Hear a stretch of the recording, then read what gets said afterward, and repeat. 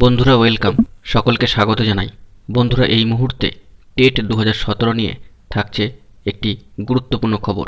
TET 2017 নিয়ে বিরাট পদক্ষেপ, দুর্দান্ত ভালো একটি খবর উঠে আসছে। বিস্তারিত এই ভিডিওতে আলোচনা করছি।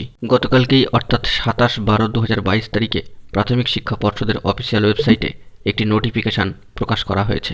সেই নোটিফিকেশানের একটি সাবজেক্টে দুটো কন্টেন্টকে ভিন্ন ভিন্নভাবে তুলে ধরা হয়েছে এবং সেই নোটিফিকেশান থেকে কার্যত একটি বিষয়ে স্পষ্ট যে 2017 বন্ধুদের জন্য একটি গুরুত্বপূর্ণ খবর আপডেট সেখানে কিন্তু দিয়ে দেওয়া হয়েছে।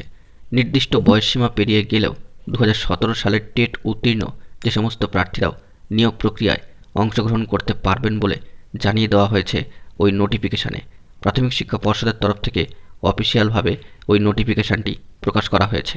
পর্ষদের তরফে গত মঙ্গলবার জারি হওয়া বিজ্ঞপ্তি অনুযায়ী 2017 সালে 12 এপ্রিল থেকে 2022 সালের 27 ডিসেম্বরের মধ্যে নিয়োগ প্রক্রিয়ায় অংশগ্রহণের জন্য নির্দিষ্ট বয়সসীমা পেরিয়ে যাওয়া 2017 সালের টেট উত্তীর্ণ প্রার্থীরা নিয়োগ প্রক্রিয়ায় অংশগ্রহণ করতে পারবেন।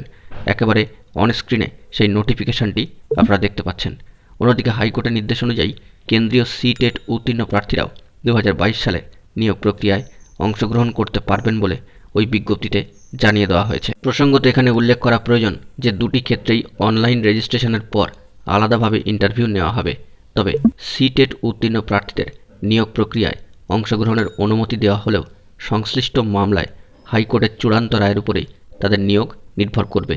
যদিও 2017 বন্ধুদের জন্য যারা টেট পাস করেছেন খুব ভালো খবর উঠে আসছে। অর্থাৎ বন্ধুরা এক কথায় বলা যেতে পারে একটি নোটিফিকেশান থেকেই টেট উত্তীর্ণদের জন্য এক ধরনের খবর এবং 2017 টেট পাসদের জন্য ভালো খবর বেরিয়ে আসছে।